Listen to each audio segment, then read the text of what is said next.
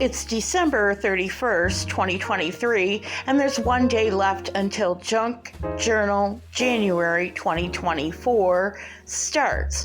So what cover and binding did I choose? My first choice was this lay flat, sewn together cover and binding featured by Allie Manning of Vintage Page Designs. And after 3 attempts, I have to tell you, I had to give up and try a different method. But before we move on to that, just indulge me a bit for a sneak peek of something I will be showing you how to do at some time in the future. You all know that I have this sari silk that I kept forgetting to dye when we were doing paper dyeing, and it makes a beautiful binding, as you can see, my starting attempt, but it does not work for this particular application.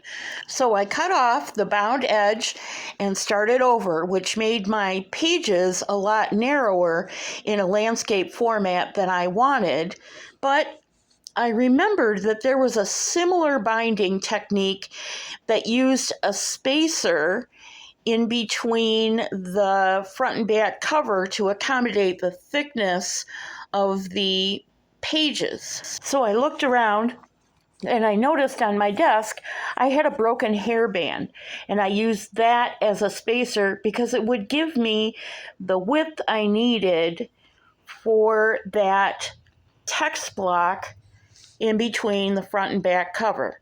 That didn't work either. Both of these binding methods produce very interesting looking covers and books, but I did not have time to learn something that was just a little too complicated in the short amount of time I had to get this book together for Junk Journal January. I taped my individual leaves together end to end in landscape format with good old Scotch tape, and decided that I would put 2 each together to create folios. Yes, I could have used washi tape for a more decorative effect, but I was really feeling the pressure of time, and so Scotch tape it is. I gave stitching one more shot, and in the end, I was successful. I have a junk journal that opens flat so that you'll be able to see the pages when I'm working on them. The Scotch tape was really only as good as basting stitches are in sewing. They're not meant to be permanent. So I went in and reinforced the inside of each folio with a piece of that sari silk, and then I flipped it over and reinforced the outside with a piece of sari silk. So I ended up with my decorative effect kind of by accident and kind of by necessity. My sewing thread, what I use is actually, I think, 2mm cord that's used for kumihimo braiding, and it's too thick. Would I do that again? Probably not. I'd probably only use a single thickness. But using the doubled cord gave me a thicker binding point, meaning when I open that book and put other elements in it, 3-dimensional elements like pockets and whatnot, I will have extra thickness, and my closed book will not have that alligator mouth effect. I did not put end papers on, so the inside of the book has no end papers. I'll have to fix that by choosing some end papers, or maybe putting in pockets or folios, or maybe a waterfall or some other element to cover the chipboard.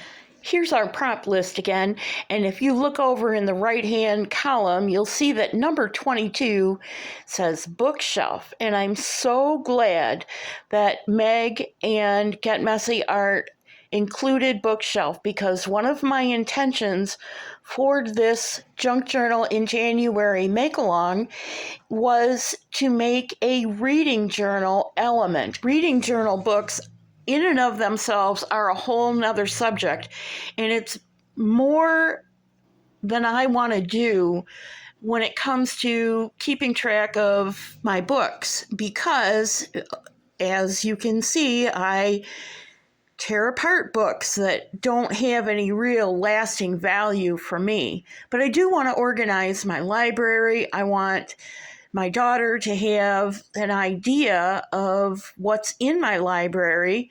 And so the books that I'm keeping are being separated from the books that will either become part of a junk journal or some other project.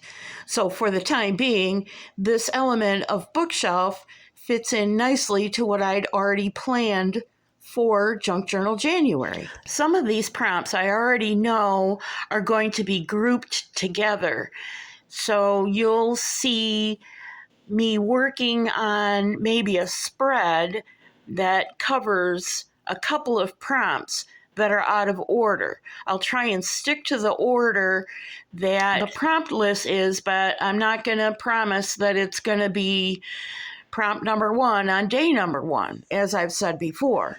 On the other hand, I do want to honor the make-along spirit of the prompt list that Get Messy Art and MegJournals have put together for us. Keeping in mind that there are 30 other artists who will be demonstrating their ideas of what the prompt looks like to them. So every day at 6 o'clock, you will have a new video for the prompt for that day.